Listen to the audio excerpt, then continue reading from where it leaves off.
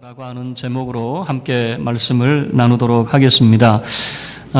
우리가 이제 산을 볼 때에도 숲과 나무 이것을 동시에 볼 수 있어야 되죠. 왜냐하면 보여지는 것이 다르기 때문에 그렇습니다. 이게 이제 처음 교회 다니시는 분들은 늘 고민 중에 하나가 성경을 정독해야 됩니까? 통독해야 됩니까? 라고 하는, 그러니까 성경을 많이 읽어야 됩니까? 아니면 천천히 읽더라도 자세하게 읽어야 됩니까? 그런데 뭐 상관없어요. 통독을 하다 보면은 이건 성경 전체를 알면 그 성경 전체 속에서 하나님께서 우리에게 보여주신 구속의 계시, 예수 그리스도를 통한 그 구원의 그런 역사를 바라볼 수 있는 것이고, 그리고 정독을 하다 보면, 세밀하게 들여다가다 보면 그 속에서 하나님께서 우리 각자에게 들려주시는 그런 말씀들, 이제 이런 것들을 우리가 찾아볼 수가 있는 것이죠. 자, 숲과 나무라고 했을 때, 여러분 숲을 바라볼 때에 우리가 이 관악산을 끼고 있는 것이 얼마나 참 감사한지, 저는 간혹 이 관악산에 오를 때마다 참 이 관악산 근처에 내가 살고 있다는 것이 감사하다라고 생각을 해요. 예전에 제가 자전거를 탈 때는, 한강에 자전거를 탈 때는 그 노량진에서 그렇게 진입을 할 때, 이게 한강이 가까이 있어서 얼마나 좋은지, 그게 정말 감사했거든요.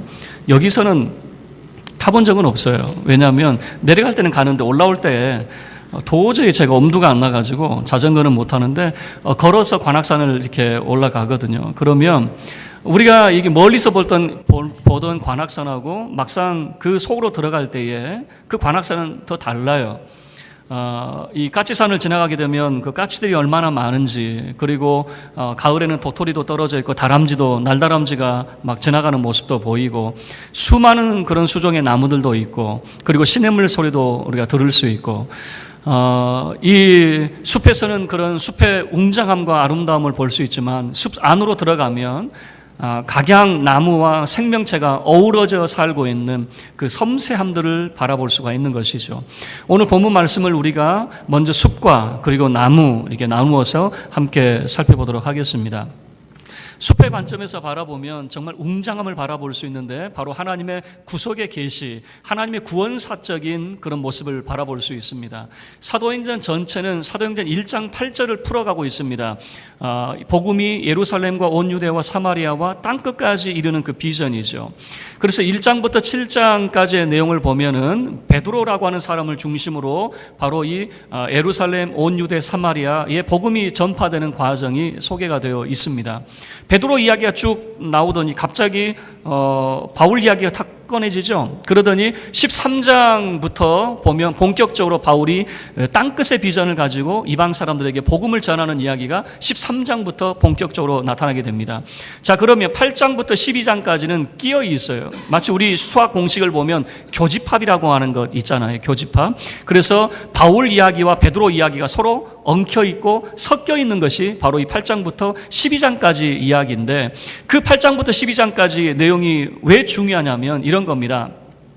이방인의 구원을 위해서 헌신하는 그 땅끝의 비전을 가지고 있었던 이 바울이라고 하는 사람이 준비되는 과정이 바로 이 속에 담겨져 있기 때문에 그렇습니다. 이 바울이라는 사람이 교회를 잔멸하고 정말 예수 믿는 사람들 그렇게 미워했는데, 그가 다메섹 도상에서 예수 그리스도를 만나더니 예수 그리스도의 증인이요 예수 그리스도의 사도로 준비되는 그런 모습, 그리고 그가 이방인 사역을 온전히 감당할 수 있도록 이방인 선교의 문을 열어준 사람이 누구냐면 교회의 수장이었던 베드로가 이방인 선교의 문을 활짝 열어주거든요. 그런데 베드로가 자기도 경험을 가지고 있어요. 자기가 어떤 경험을 했는데 바로 이 이방인 백부장 고넬료 사건이 그의 경험이 됩니다. 그 경험을 토대로 해서 이방인도 구원받는다라고 하는, 그래서 이방인 선교의 문을 활짝 열어주고 바울이 마음껏 이방인 선교를 할 수 있도록 도와준 사람이 바로 이 베드로가 되거든요. 그래서 이 8장부터 12장까지는 교집합 같아요. 바울과 베드로 이야기가 뒤섞여서 나오기는 하지만 왜 이 뒤섞여서 나오게 되냐면은 바로 이방인 선교의 발판이 됩니다. 땅끝의 비전의 그런 계기가 되는 것이 바로 이 8장부터 12장까지의 이야기입니다. 그러니까 숲의 이야기로 바라보자면요, 하나님의 구원의 계시가 어떻게 진행되고 있는가라고 하는 하나의 준비 단계로서 이제 보여주고 있습니다. 자, 그런데 우리가 이제 이것을 나무의 이제 입장에서 좀 더 이제 깊숙이 들어가 보면 이게 웅장함은 보이지 않지만 그 속에 여러 가지 세밀한 그런 모습들이 이제 보이게 되는 것이죠. 그 세밀한 모습들을 한번 이제 살펴볼 텐데 32절부터 이제 그 내용을 살펴볼 수가 있습니다. 32절 말씀 보시면 이제 그때에라고 하는 내용으로 소개가 되고 있습니다. 그때에라고 하는 것은 바울이 예수 그리스도를 믿고 회심하고 예수 그리스도의 복음의 증인되는 그때에 베드로는 무엇하고 있었느냐라고 하는 것을 보여주고 있겠죠. 이 사방으로 두루 다니며라고 하는 말을 통해서 베드로는 전도 여행을 다녔던 것 같아요. 여러 지역을 다니면서 이제 복음을 전하게 되어졌죠. 그런데 그가 어느 도시에 도착을 하냐면 루따에 사는 성도들에게도 내려갔다. 루따라고 하는 그 도시에 이제 가게 됩니다. 뭐 어디에 있는지 잘 모르셔도 돼요. 일단은 루따라고 하는 그 도시에 이제 베드로가 내려갔다 정도만 우리가 생각을 해보죠.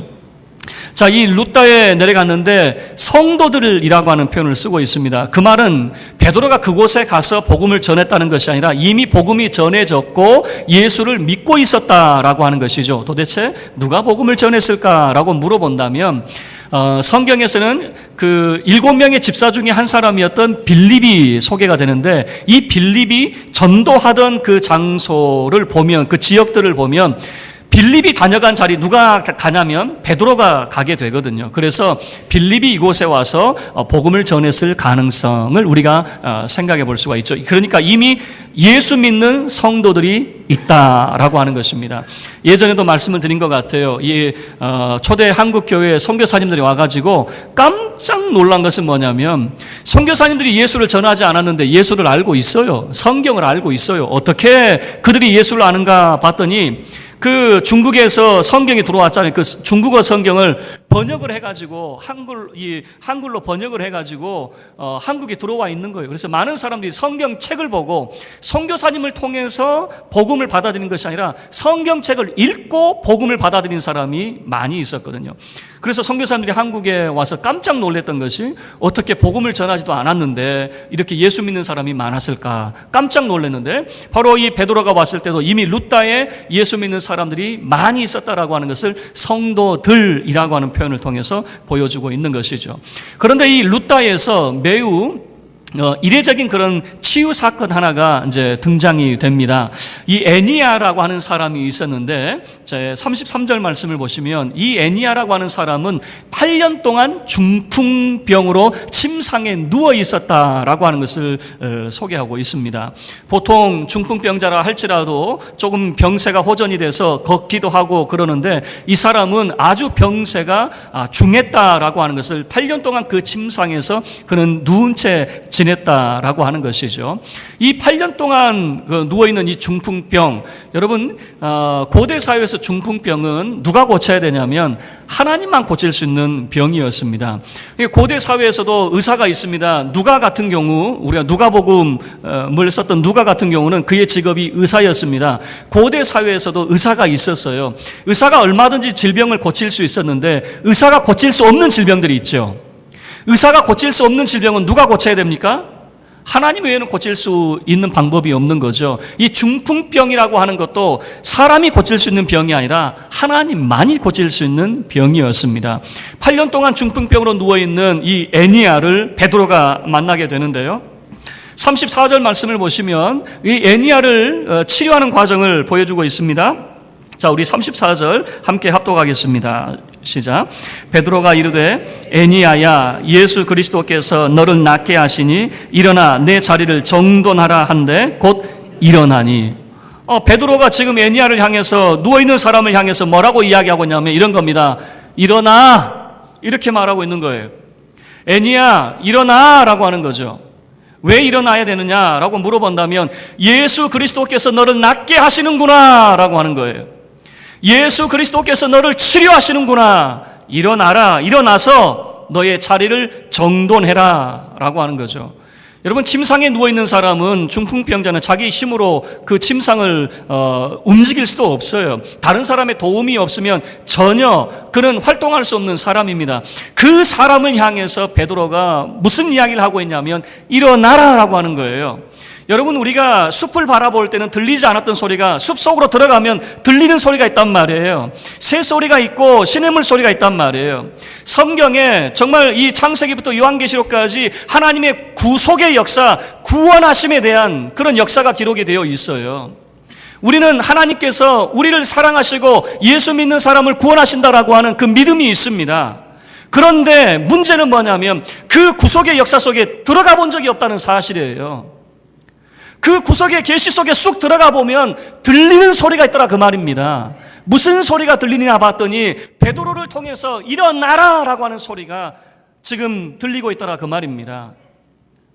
여러분, 이 중풍병자 8년 동안 일어나 본 적이 없는 사람이었어요. 그 사람을 향해서 베드로는 일어나라라고 지금 이야기를 하고 있는 거죠. 그 일어나라라고 하는 것은 하나님만이 하실 수 있는 겁니다. 예수 그리스도께서 너를 낫게 하시는구나. 하나님의 아들 되신 예수 그리스도께서 지금 너를 치료하시는구나. 그러니 곧장 일어나거라 라고 하는 겁니다. 이 중풍병자의 문제는 중풍병이 해결되지 않으면 절대 그는 일어날 수가 없는 것이죠. 그런데 곧 일어나니 라고 하는 표현을 쓰고 있습니다. 베드로는 선포했습니다. 주님의 이름으로 선포했습니다. 그럴 때에 주님의 역사가 이 중풍 환자를 통해서 나타나게 되는 것이죠.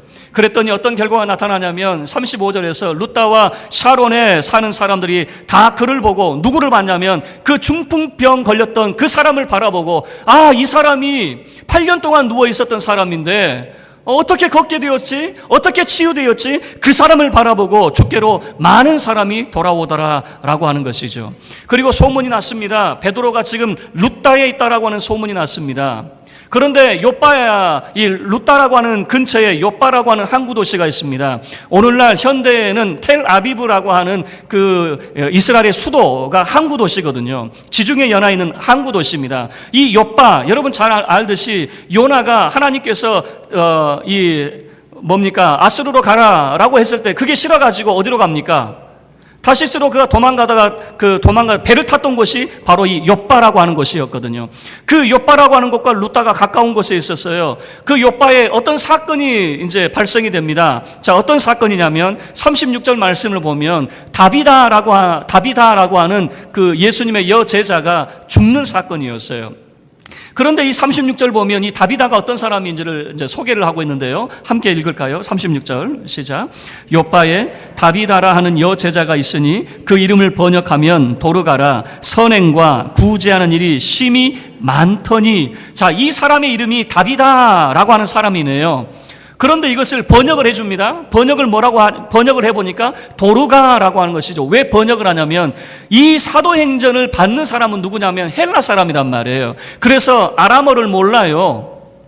예를 들어 볼까요? 제가 일본 사람에게 이제 편지를 쓰는데 지금 한국말로 쓰면은 못 알아듣겠죠. 그래서 번역을 해주는 겁니다. 이 뜻이 이런 겁니다 라고 하는 것이죠. 헬란말로 번역을 해줬어요. 다비다나 도르가나 같은 이야기입니다. 다비다는 아마 아람어였을 것 같아요. 아람어로 그 영양, 가젤, 그 사슴 종류에 있는 그런 이름을 가지고 있었는데, 자, 표현을 이제 이 도르가라고 하는 그 번역을 해줬어요. 헬란말로 바로 이 영양입니다. 영양이라고 하는 이름을 가진 사람입니다 라고 하는 거죠.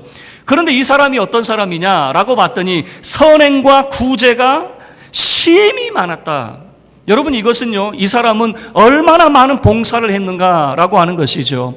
참 많은 봉사를 했습니다. 선행과 구제가 그냥 한두 번이 아니라 심히 많은 사람, 아마 일평생 선행과 구제, 봉사로 그렇게 남을 섬기는 그런 삶을 살았던 사람인 것 같아요. 저는 이런 바람을 가져요. 이렇게 착한 사람들, 선을 행하는 사람들은 오래 살았으면 좋겠어요. 그런 사람들이 복을 받고 장수했으면 좋겠어요. 그런데 37절 말씀을 보면 그런 사람들은 또 일찍 죽어요. 오히려 우리가 이런 생각하죠. 나쁜 사람들, 악한 사람들, 이런 사람들은 좀 일찍 죽었으면 좋겠다. 그냥 날벼락이라도 맞아가지고 그냥 고꾸라졌으면 좋겠다. 그런 일이 없어요. 이리저리 잘 피해가고 장수만 합니다. 왜 이렇게 착한 사람들이 일찍 죽는지 참 안타까운 죽음을 맞이했던 것 같아요. 37절 말씀을 보면 그때에 이 다비다라고 하는 여제자가 예수 믿는 제자였고 참 예수님의 제자 가운데 헌신적인 그런 제자였겠죠. 그런데 병이 들었어요. 그 병을 고칠 수가 없었던 거죠. 병들어 죽었습니다. 그래서 그를 이제 다락방에 그들을 그 시체를 씻어가지고 다락방에 누웠어요. 보통 유대인들은 장례 절차가 하루나 이틀 정도에 걸쳐가지고 장례를 지냅니다. 왜 그러냐면 너는 흙이니 흙으로 돌아가라. 이 하나님의 말씀으로 빨리 흙으로 돌려보내는 것이 이 죽은 자를 예우한 것이라고 생각을 하게 되거든요. 그런데 그 시체를 씻었다라고 하는 것은 오늘날 우리식으로 보면 염까지 다 한 거죠. 염까지 다 했는데 그 다음 절차를 안 하는 겁니다. 그 다음 절차를 안 하고 중단을 시키고 지금 지금 요빠 근처가 루다인데 이곳에 누가 와 있다는 소문을 이미 알고 있어요. 이미 소문이 파닥에 났잖아요. 8년 동안 중풍병을 앓았던 애니아를 고치는 사건을 통해서 루다에 베드로가 와 있다는 사실을 알고 있잖아요. 그래서 2명의 제자를 파송을 합니다. 루다로 보내가지고 빨리 베드로 데리고 와라. 이 베드로를 빨리 데리고 지금 오도록 보냅니다. 그리고 38절 말씀을 보셔요. 루다가 요빠에서 가까운지라 제자들이 베드로가 거기 있음을 듣고 2 사람을 보내어 지체 말고 와달라고 간청하죠. 간청. 여러분 이런 겁니다. 베드로에게 지금 뭐라고 그럴까요? 우리 도시에도 한번 방문해 주십시오. 이 정도가 아니라 반드시 오셔야 됩니다. 그리고 지체하면 안 됩니다. 빨리 가셔야 됩니다. 이게 간청이라고 하는 것이죠. 여러분 이 베드로의 모습을 통해서 지금 베드로의 그 움직임을 보면요, 그는 자기 자의로 움직이는 것이 아니라 이런 간청함이 있어요. 이 요빠에서 나중에 10장 보면 이 가이사랴에 가게 되는 것도 고넬료가 그가 기도하는 중에 주의 사자를 보게 됩니다. 주의 사자가 뭐라고 이야기하냐면 지금 요빠에 베드로가 있으니 그를 데려와라 라고 하는 것이거든요. 다시 이야기하면 베드로는 자기 의지대로 움직이는 것이 아니라 이런 청함에 의해서 움직이게 되어져요. 다시 이야기하면 무엇을 보여주고 있냐면 베드로 그가 움직이는 것이 아니라 누가 베드로를 움직이고 있냐면 하나님이 베드로를 움직이고 있다라고 하는 것이죠. 무엇을 위해서요? 바로 하나님의 구원의 놀라운 이 하나님의 구속의 역사를 보이기 위해서 하나님께서 이 베드로를 이끌고 있다라고 하는 것을 보여주고 있는 겁니다. 그 간청함 때문에 베드로가 이제 요빠에 이제 오게 되어졌어요. 자, 39절 말씀을 보시면 요빠에 왔을 때에 참 어떤 일이 있었는지를 잘 보여줍니다. 39절 우리 함께 읽을까요? 시작. 베드로가 일어나 그들과 함께 가서 이르매 그들이 데리고 다락방에 올라가니 모든 과부가 베드로 곁에 서서 울며 도르가가 그들과 함께 있을 때에 지은 속옷과 겉옷을 다 내보이거늘. 그 시체가 있는 다락방에 올라갔습니다. 그랬더니 다른 과부들이 이 곁에 있었던 거지요. 이 과부들이 곁에 있으면서 울고 있는 겁니다. 이 성경 시대를 보면요, 호상꾼이 있었습니다. 사람이 죽으면 꺼이 어이 그러면서 울어주는 그런 사람들이 있었어요. 호상꾼이 있었어요. 그러면 여러분 지금 그 시체 옆에서 울고 있는 그 과부들 호상꾼인가? 아니요. 이 사람들은 호상꾼이 아니라 진심으로 슬픔을 나누고 있는 사람들이었어요. 무엇을 통해서 알 수 있습니까? 베드로가 다락방에 올라왔을 때 베드로에게 무엇을 보여주냐면 이 다비다가 살았을 때 우리에게 옷을 지어줬는데 이 속옷을 보십시오, 이 겉옷을 보십시오 라고 하는 것이죠. 여러분 고대 사회에서는 가장 중요한 게 뭐냐면 의식주 문제였습니다. 먹는 것, 입는 것, 자는 것, 이것이 고대 사회의 가장 큰 문제였습니다. 오늘날에야 먹고 사는 것이 이제는 풍요로워서 걱정하지 않죠. 입는 옷도 걱정하지 않죠. 그런데 이 고대 사회에서는 먹는 문제, 입는 문제. 그래서 예수님께서 뭐라고 말씀하십니까? 너희들은 먹는 것 걱정하지 말고 입는 것 걱정하지 말라. 이런 것은 이방 사람들이 걱정하는 것이니까 너희들은 이런 것 걱정하지 말라. 내일 일을 염려하거나 걱정하지 말라고 예수님 말씀하고 계시잖아요. 먹는 걱정하지 말고 입는 걱정하지 말라는 거죠.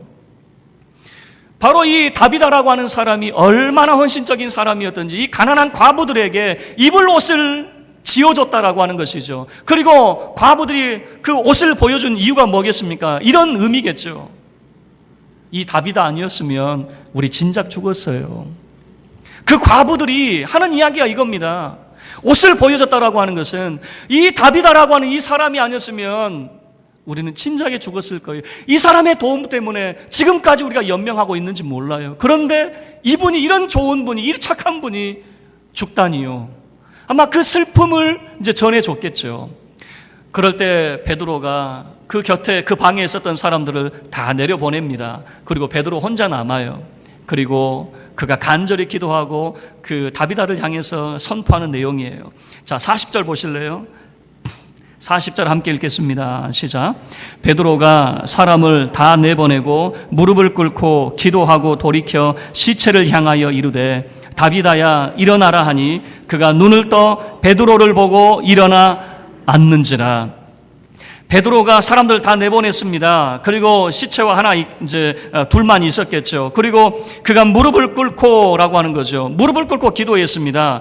무릎을 꿇었다라고 하는 것은 간절한 바람이 그 속에 있었다라고 하는 겁니다. 무슨 말이냐면 그 과부들의 이야기가 베드로에게 공감되었다라고 하는 것이고 전이 되었다라고 하는 것을 보여주고 있는 것이죠. 목사인 저도 마찬가지예요. 여러분들이 기도 부탁을 하면 기도해 드립니다. 그런데 제가 경험하는 것은 뭐냐면 여러분을 잘 모를 때 하는 기도하고 여러분의 가정 속에 들어가서 여러분의 이야기를 듣고 난 다음에 기도하는 게 달라지더라고요. 여러분을 모를 때 하는 기도하고 여러분을 알 때 하는 기도는 달라져요. 좀 더 간절함이 내 속에 담겨져 있어요. 그냥 여러분을 잘 알지 못할 때는 지금 이분이 너무 아픕니다, 하나님 고쳐주세요 라고 하는 정도로 끝나는데, 여러분을 알고 난 다음에는 그 간절함이 어떻게 묻어나냐면 하나님, 이분이 너무 힘든 가운데 있으니 정말 고쳐주셔야 됩니다. 그런 간절함이 내 속에 묻어나는 것을 제가 경험을 하거든요. 바로 베드로도 그런 경험을 했을 거라고 생각이 돼요. 과부들이 자기 옷을 보여주면서 그 슬픔을 보여주잖아요. 이 사람이 왜 죽어야 됩니까? 이런 사람이 살아야 됩니다라고 하는 이야기를 들었을 때에 정말 얼마나 그 가슴이 아팠겠습니까? 그래서 무릎을 꿇고 기도합니다. 그 간절함으로, 그 애절함으로 기도합니다. 그럴 때, 기도할 때 여러분 그런 경험들 하시죠? 마음에 감동이 일어날 때 있잖아요. 없는 것처럼 그렇게 보시면 안 되죠. 우리가 깊이 기도하다 보면 마음에 감동이 될 때가 있어요. 여러분, 어찌 죽은 사람을 살릴 수 있습니까? 베드로가 하나님입니까? 아니잖아요. 어떻게 죽은 사람을 살려달라고 하는데 어떻게 합니까? 그런데 그 과부들의 깊은 그 마음이 전이가 되고 그 아픈 마음으로 그가 무릎을 꿇고 기도할 때 감동이 되었던 것 같아요. 그래서 돌이켜 그 시체를 바라봅니다. 돌이켜 시체를 바라보면서 하는 말이 뭐냐면 다비다야 일어나라 라고 하는 거죠. 다비다야 일어나라 라고 했을 때 더 놀라운 것은 뭐냐면 시체가 눈을 딱 떠버리는 거예요. 그녀가 눈을 뜨고 베드로를 보고 일어나 앉게 되었다라고 하는 것입니다. 여러분, 다비다야 일어나라 라고 하는 이 표현 어디서 많이 들어본 거 아닙니까? 예수님께서 그 회당장 야이로의 딸을 치료하실 때, 그를 살리실 때 어떻게 말씀하셨습니까? 소녀야 일어나라 라고 말씀하셨죠. 탈리다 쿰 하셨죠. 야이로의 회당장의 집에 들어갈 때 사람들이 비웃었어요.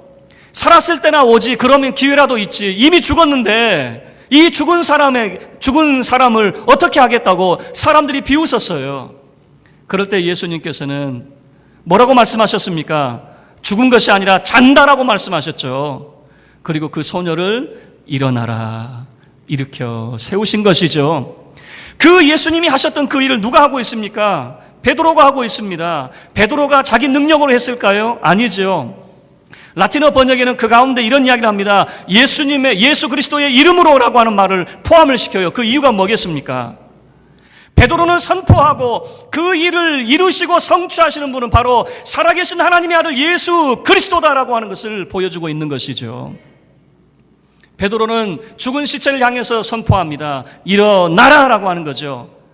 그럴 때에 죽은 자가 벌떡 일어나게 되어졌습니다. 그리고 41절 말씀을 보셔요. 베드로가 손을 내밀어 그 사람을 일어났을 때 일으켜 세우게 되는 거죠. 그리고 성도들과 과부들을 불러들여 그가 살아나는 것을 보였습니다. 그럴 때 온 요파 사람들이 알고 많은 사람이 주를 믿었다라고 하는 거죠. 자, 말씀을 마치도록 하겠습니다. 우리가 숲과 나무라고 하는 것을 통해서 말씀을 살펴봤어요. 숲의 관점에서 보면 지금 땅끝의 비전을 준비시키는 과정이 8장부터 12장까지 바울과 베드로 이야기가 두섞여서 나타나고 있어요. 하나님의 구속의 역사가 이렇게 나타나게 됩니다. 그런데 우리가 나무라고 하는 숲 안으로 들어가 보니까 어떤 소리가 들리더라 그 말입니다. 어떤 소리가. 무슨 소리가 들리냐면 일어나라라고 하는 소리가 들리더라 그 말입니다. 왜 일어나라라고 말합니까? 예수 그리스도께서 너를 낫게 하시는구나. 예수 그리스도께서 너를 살리시는구나.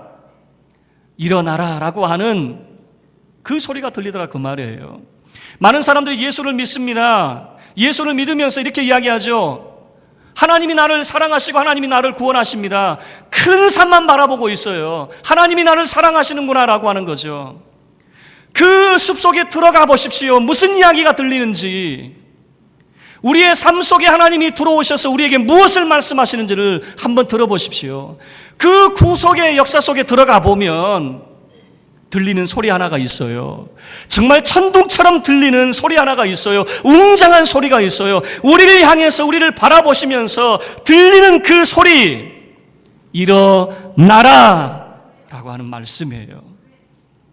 여러분, 우리 삶 가운데 정말 질병으로 우리가 드러누워 있고 이미 죽은 자와 방불한 그런 모습 속에 내가 할 수 있는 것은 아무것도 없다고 이야기할 때 아무것도 할 수 없다고요? 주님은 말씀하실 거예요. 일어나라. 일어나라. 한번 따라해 보시길 바랍니다. 일어나라. 한 번 더요. 일어나라. 하나님이 우리를 구원하신다. 그리고 그 속에 들어가 보면 들리는 소리가 있어요. 일어나라. 일어나라. 일어나라 말씀하시는 이 회복과 생명의 말씀이 오늘 저와 여러분에게 들려주신 주님의 음성 되어서 여러분의 삶 가운데 회복과 생명의 역사가 나타나기를 주의 이름으로 축원합니다.